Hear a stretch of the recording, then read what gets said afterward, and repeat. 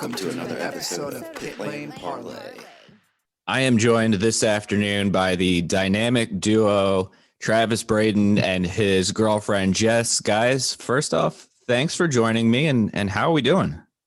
Thanks for having us. Yep. We are doing great. The sun is shining, and we're pretty tired. We've been streaming the last few days, but other than that, we're doing great. Yeah, we're doing well. We appreciate you having us on. For me, this is the second time, so I appreciate double what. And this already in 2021, we've been on twice. So Yeah, I love it. Everybody reached out because we've been doing the IndyCar coverage and Formula One for a while, and got some NASCAR requests and stock car requests, and they're like, "Wow, that was really fun. I want you to have them on again." So here we are.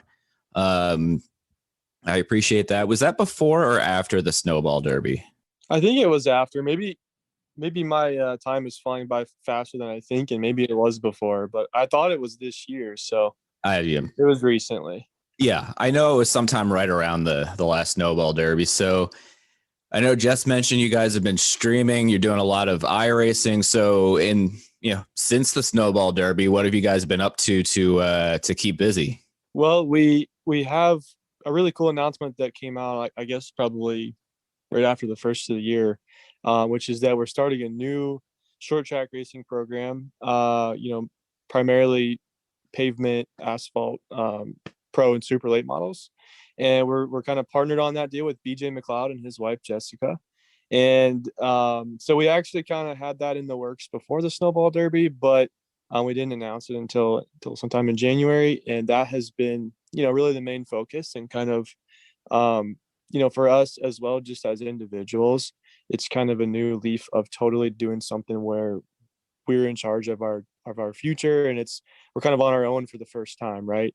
I'm not driving for any owner anymore. I'm kind of doing it myself within the team, and we relatively prepared for that, much thanks to Jess's hard work, but it's it's a lot of work, and we're just trying to be prepared for once this race season gets started. I love it. So I have so many questions, so I'll stick with that first. The short track asphalt season's probably right around the corner. So what's the 2021 calendar looking like? Any Northeast races that we can get to? Well, okay, hold on. Northeast. I'm really bad at geography. Yeah. So, our first client that we announced, Perry Patino, he's from the South. He's from Alabama. So we got his schedule. He's doing a 5 or 6 race deal with us, and he is primarily in the South, Alabama, Florida, Five Flags, Montgomery. But we intend for Travis to be running the bigger shows up north, like the Winchesters, the Nashville's, Snowball Derby, that's down south. Berlin up in Michigan. So between the mixture of drivers we have lined up for 2021, I think that we're kind of going to be all over the place. I think the number one show in the definitely far Northeast, of course, that I've never done yet, would like to do this year, not sure if it'll happen, but it will happen one of these years, is the Oxford 250. So that's been a bucket list of mine, and now that we have kind of our own program starting up, that's a goal. If it doesn't happen this year, it's going to be a priority next year. I love it. So let's switch gears here slightly. Jess has been getting into iRacing in the past, I don't know, let's say week, maybe more than that. Jess? Yesterday was day 3. Day 3. Okay. So I jumped on it. We're still in week 1. What's it like? I caught part of a couple streams, and we'll touch on that in a minute, but how addicting is iRacing? Well, let me tell you, I first hopped on iRacing around this time last year, when everything got shut down and everyone's stuck in their house, and everyone got an iRacing account, and NASCAR was doing their thing. And obviously I started off in rookie class. For those that don't know, in iRacing, you kind of got to work your way up through the different cars. And so I started in rookie status, which is a street stock. And I went into I was pretty good at it when I was practicing by myself. And then when I was in the practice sessions with other players, I was near the top of the board. But when I did my first official race, I caused a big wreck. And let me tell you, I got roasted. And I think people thought that because of my voice, I was probably like an 8-year-old kid. So they were extra mean to me. Maybe they knew I was a girl. I'm not sure. But I refused to get on iRacing after that. It just traumatized me. So Travis finally, I saw him doing the streaming thing on Twitch, and he was having fun. All the people in the chat were having fun. And I was like, okay, if I have a chat room full of people behind me, I feel like I'll feel better when I get roasted in these official races. So it has been chaotic. I'm definitely still learning, but it has been a ton of fun nonetheless on how I finish. My description of Jess's Twitch stream is that the stream is pure comedy and entertainment with a little bit of iRacing if you pay attention in the background. Yeah, the iRacing, the comments or the people who are racing against you, from my experience a handful of years ago, and I did it for like a year, and it was super fun. And then I kind of stopped because, like Jess, I got tired of getting roasted every time I made a mistake, and I mean, honestly, like I sold my wheel, like got rid of everything, and then, but yeah, it can be very intimidating when like 14-year-old boys are like saying some stuff to you that like even my friends wouldn't say to me, like joking around. Oh my gosh, it's so true. And then you feel like an idiot because you're like, am I really letting these people hurt my feelings? But hey, they dig deep, and it's enough to make you question if you're thick-skinned enough to race on the internet. Yeah, it's the same thing with like, so we have a couple of listeners that play Call of Duty with me, and I am awful at that game. Like, I don't try to hide the fact I am not good. And then I have like 14-year-old kids like dropping F-bombs and telling me how much I suck at this game. And I'm like 33, and I'm like, I feel sad. Like, I'm like, am I supposed to feel this way when the game is done? It's true. And what surprised me the most is like, so for those of you that aren't on iRacing, you got to go and run these official races. And so realistically, you're supposed to be in a race with people that have a similar skill set to you.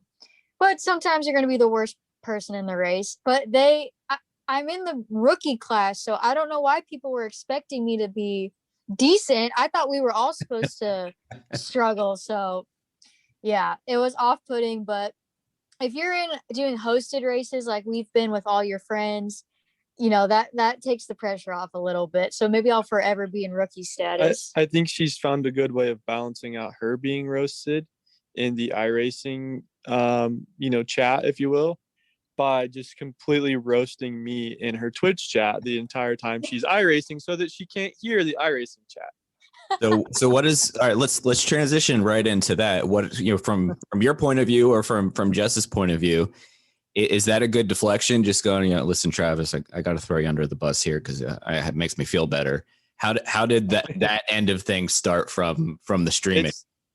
Honestly, that's Jess's personality 24/7, you know, not necessarily when we're doing like public appearances or something like that, but really anytime we're off camera, off mic, she's always making fun of herself and me and just a lighthearted person, I guess you would call it. And so it's been a nice way for us, and especially her, to kind of show our fans and people that follow us the personality that we don't always get to show, you know, through pictures and captions, right? Well, I will say this.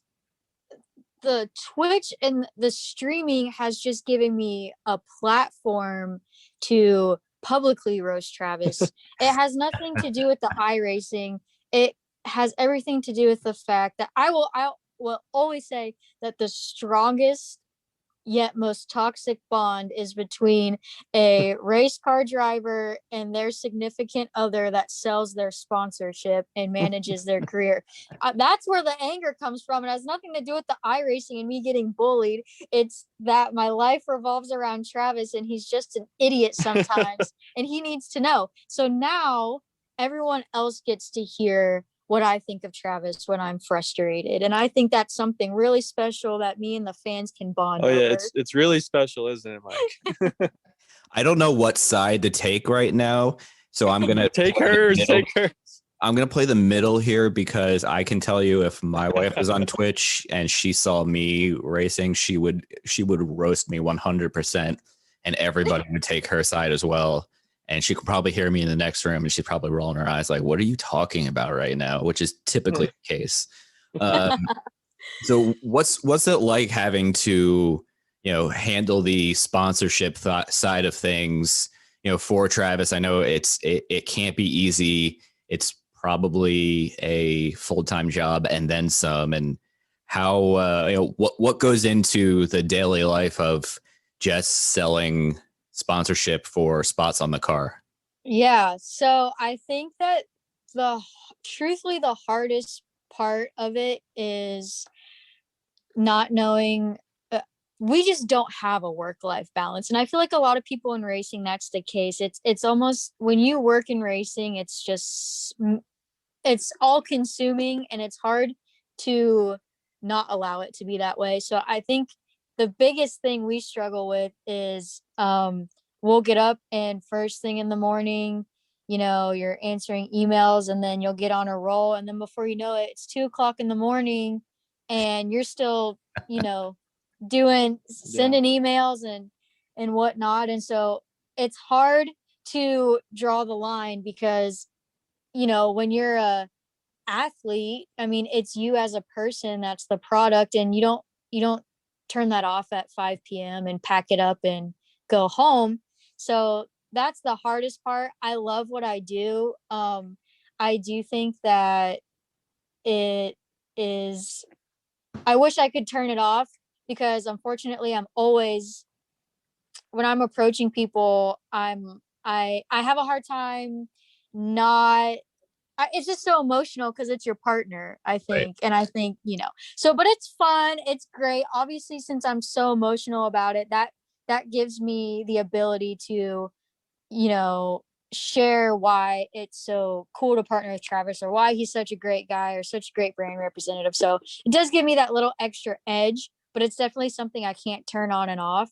And so when things are stressful, it definitely bleeds over to the other aspects of our life.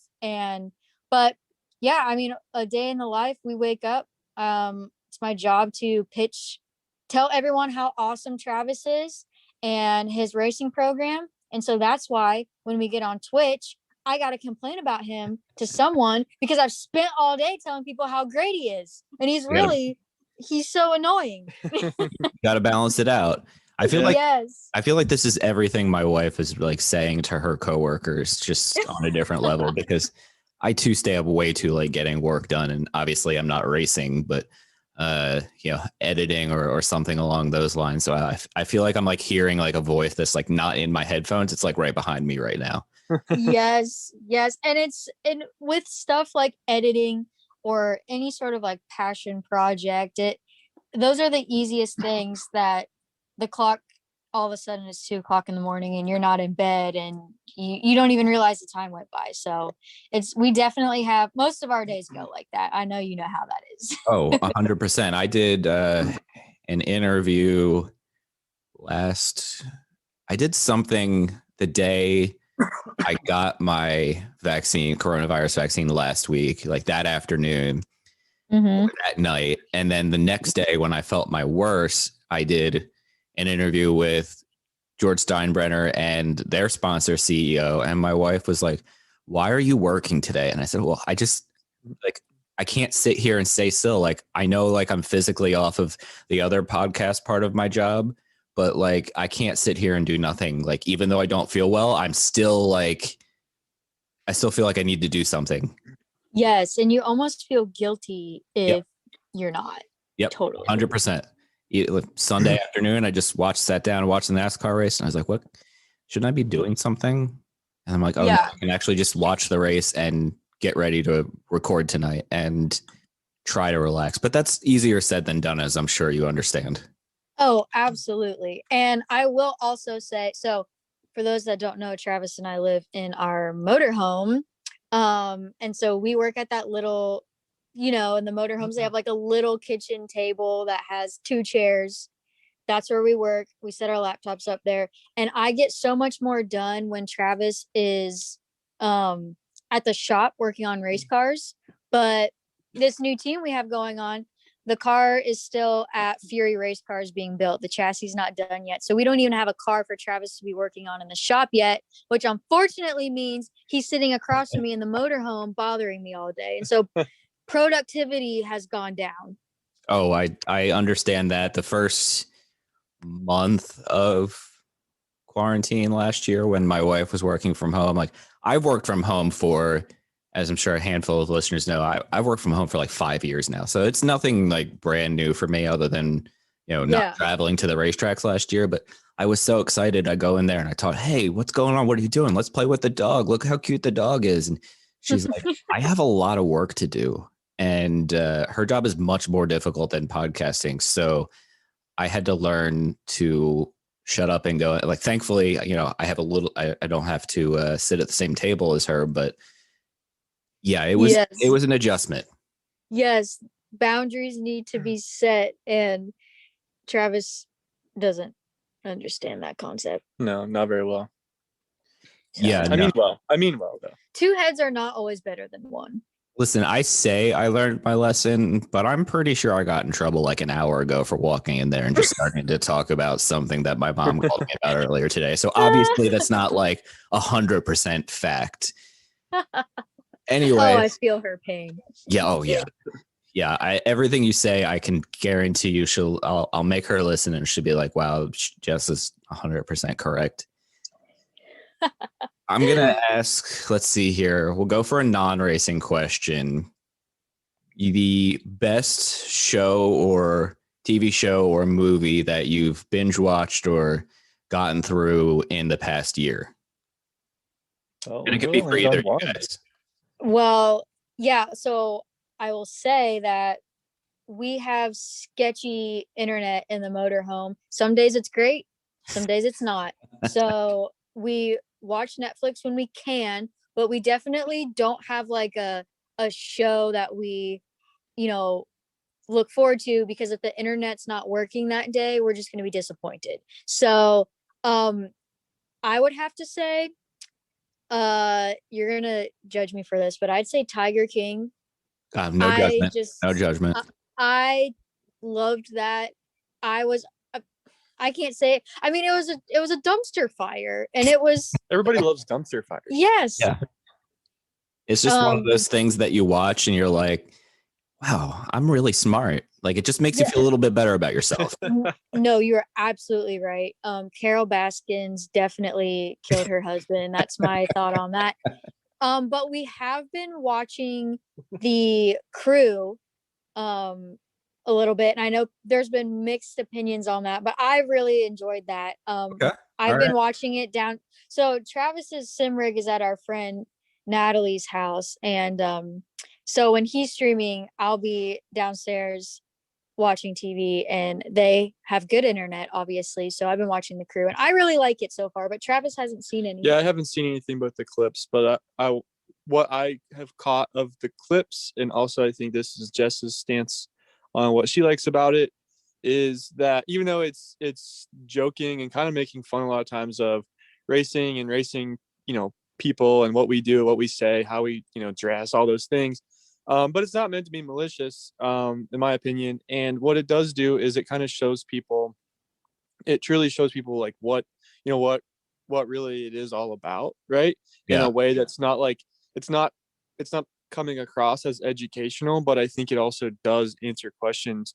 People don't even realize those questions are being answered when they're watching it, and they're starting to understand more about racing and why it's either fun to watch as a fan, or why it's interesting as someone that maybe is, likes the way we promote brands and stuff. Like, there's a lot in it that I think is just cool that a casual person, I think, could sit down and watch it and enjoy it.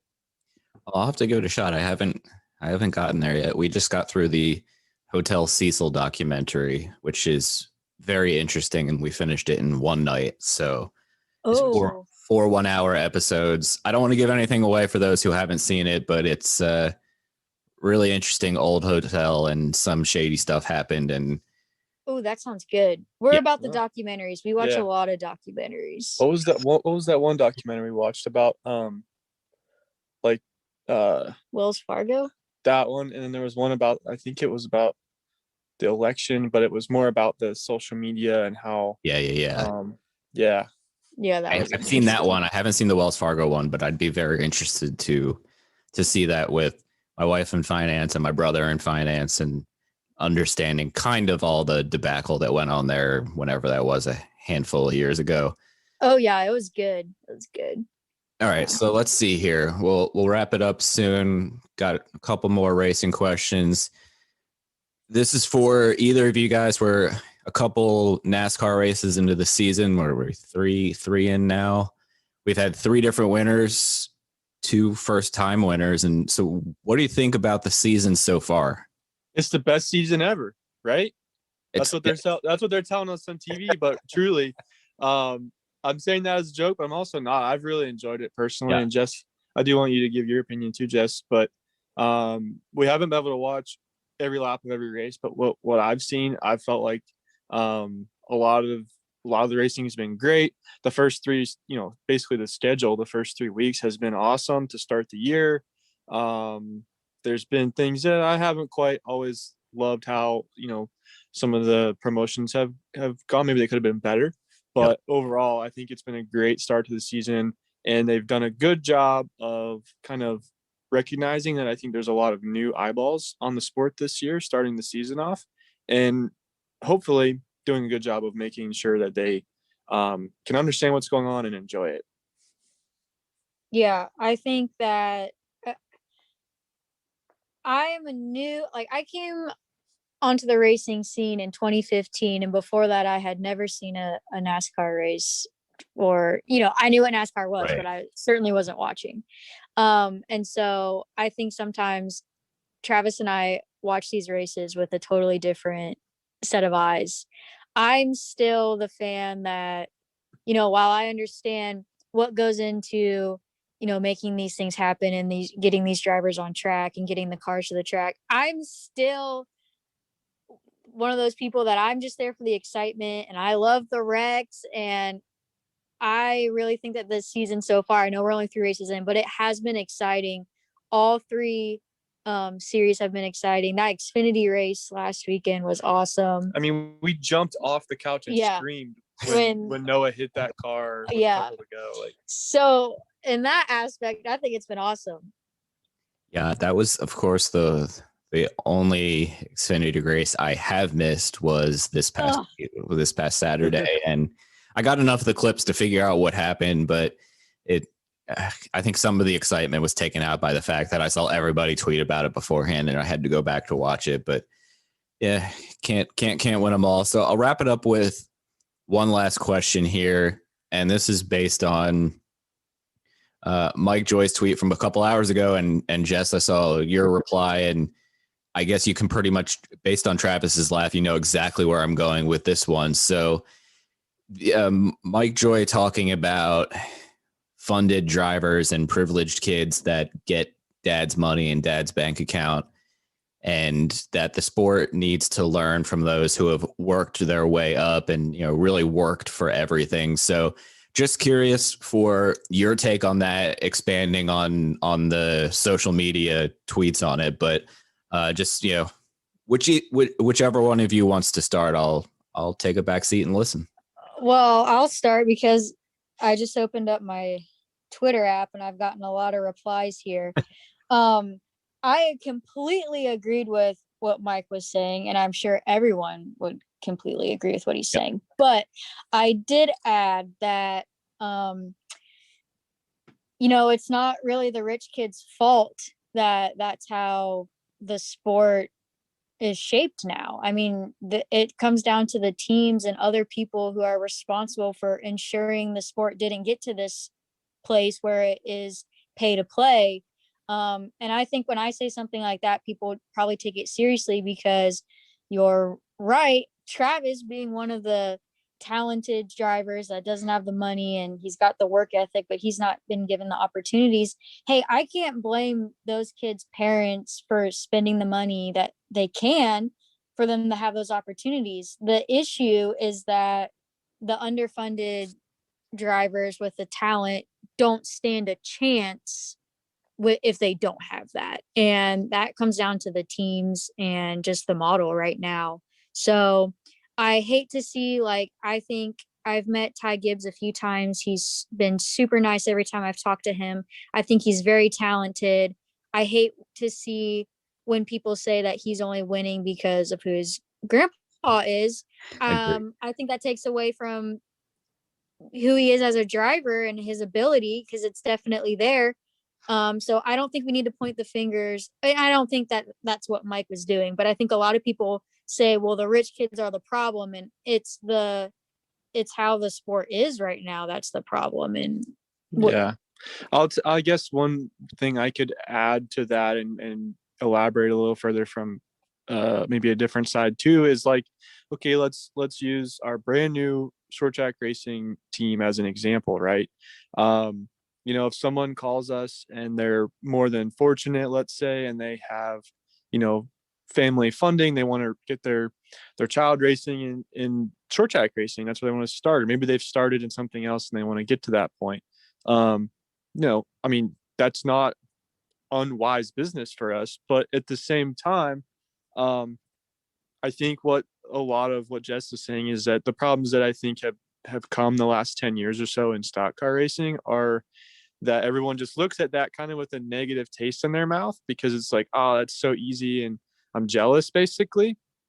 And so then it's kind of like, you would take that person's money, you make money off of that deal, and you do your job, but you're not as emotionally invested in it. And we just look at it differently. Because that's what you can't blame someone for using their resources. We use every single resource that we have. I mean, down to the last penny, if you're talking about money, we just have less, right? And so for us, I would look at it differently and say, well, that's a great opportunity for our business. Someone that has funding to do things at a high level, do things very seriously, promote what they're doing, which is in turn going to promote what we're doing with them. And that can benefit our business, completely. So I just think that it's a frame of mind that I think Mike's pointing it out. I just think a lot of the people that read what Mike said probably still aren't really thinking about it that way. They're just like, yeah, screw the rich kids, and I don't really think that's what he meant, but I think that's how it's getting perceived. And I think we could just change that mindset within the sport, and especially within the fan base.